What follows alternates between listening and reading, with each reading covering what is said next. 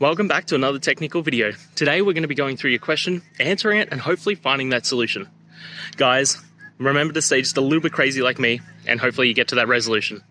Now, let's continue on to the video.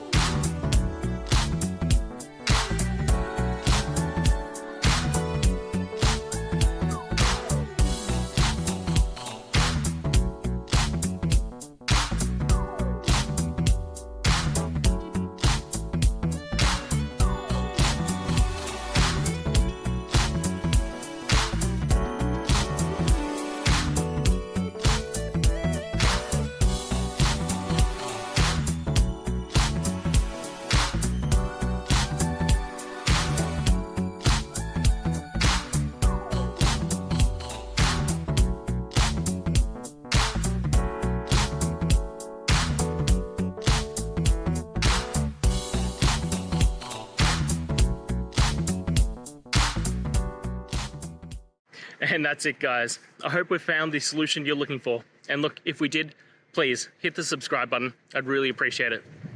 And until the next time you need technical help, I hope you have a good one.